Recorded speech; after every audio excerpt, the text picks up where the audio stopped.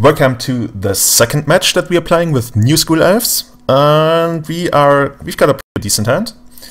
The only thing it's missing is clearing range or like a cradle or something.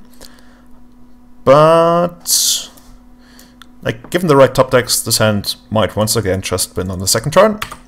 No! Why did I do this? Okay, sorry guys.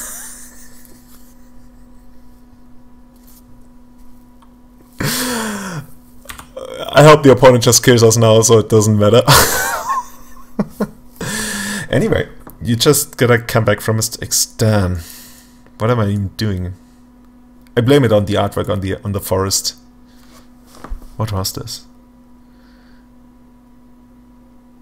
If I draw Cradle in the next two turns, I feel bad because then we could have actually won. But now we're just gonna do it like this. We're gonna set it up and just raise whatever the opponent is doing. Damn, that turned one glimpse. Talk about things that probably don't happen in real life. Okay. And us. Please, and us.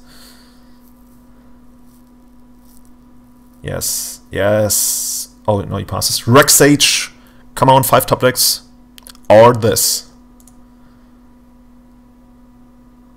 Okay.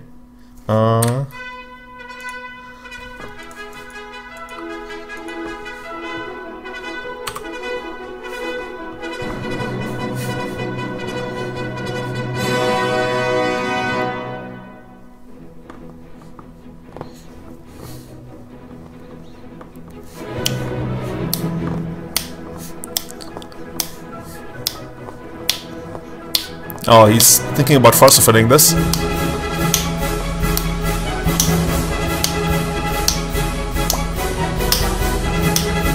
Ah, there's the falsifier. Okay, I guess technically there's still a way that we can get there if we draw a Heritage Druid now. Oh, Bachelor Rangers, that always works. That even, well, it kind of works better in the way that allows us to draw Cradle, but we actually don't want to draw Cradle here. Until we find a creature that draws us 2 cards. So basically visionary. No, we just... Actually, we don't have to do this yet. The thing is, if we ever find Cradle, we can't play it. Yeah, I think I just play the land. Yeah, I think I just play the land.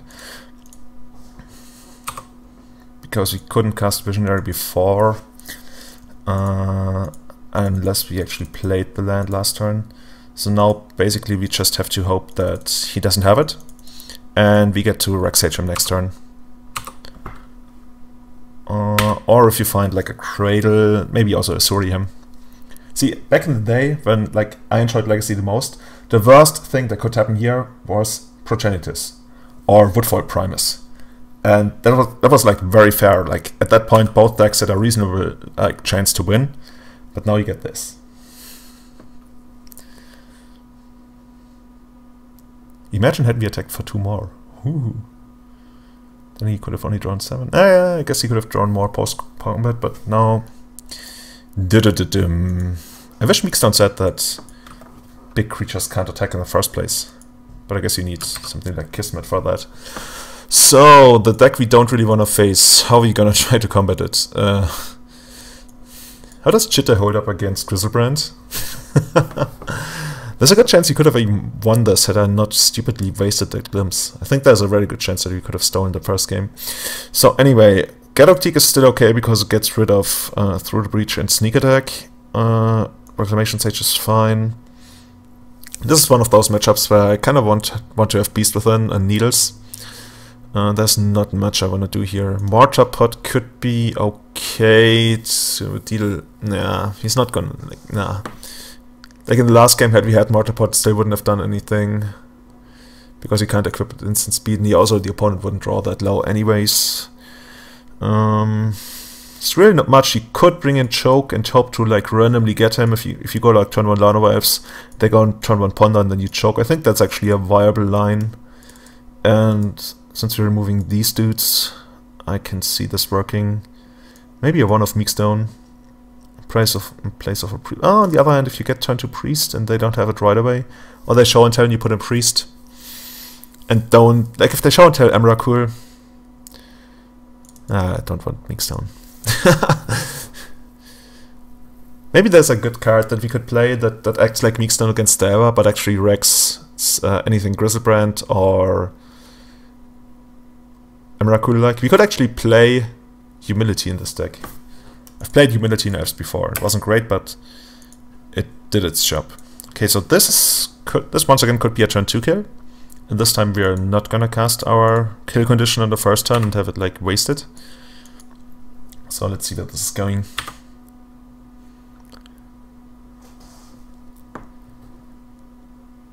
Mork. Cage, fine.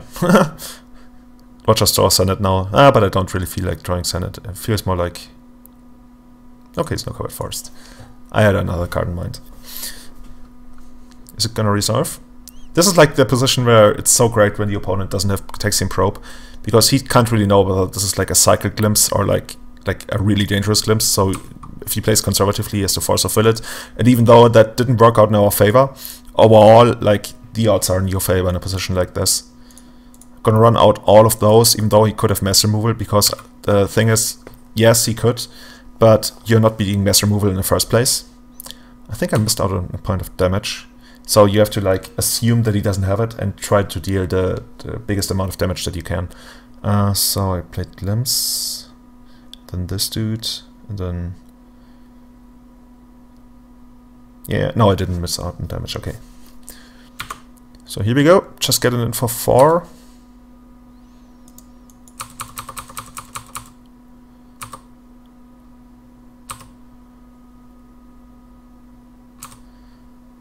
I think I'm gonna keep the... it doesn't really matter whether you keep the land in hand. And actually it does make a difference if you draw a Visionary. Because usually it's like if you draw the second land, then you can play the first land. But when you're playing a deck that actually can draw multiple cards a turn, then that kind of logic doesn't apply. Oh, he goes... Oh, is this Kozilek's Return? Or Show and Tell? Oh, Sneak Attack? Show and Tell into Sneak Attack. That's what I'm seeing right now. Or Through the Breach. This feels pretty Through the Breachy. Oh, actually Sneak Attacky. Sneak Attack, Sneak Attack. Can we beat Emrakul? 1, 2, 3, 4, 5, 6, 7, 8. At least he can only draw once, and then if he doesn't find Lotus Petal, then he goes up to 6, 13 again. Then he's still not dead. But he needs to have Force of Will now, like assuming that we top deck what we need. Which of course isn't a given, like Suri would be a top deck that I really want here. Another... Oh, Glimpse! See, this is something I keep forgetting. This is something I actually learned from Lucas when I was watching him. I remember watching him at GP Gent a lot when he played the deck, and he would always return an elf at his end step when he could, because of the potential top deck of Glimpse, which, like, in the previous version of Elves, it wasn't that important, and sometimes you really wanted to have the extra elves in play, but in this version I think you should do it much more often, and I didn't, and that's bad. So now I'm getting 1 fewer draw, and that's definitely bad. So what if I attack for 5, put him to 8? No, that's not great. I guess I should have casted off the... it's okay. Since if he Force of Wills the Glimpse, then we're probably not winning anyway. Okay, Cavern of Souls. I wonder what our next draw would have been.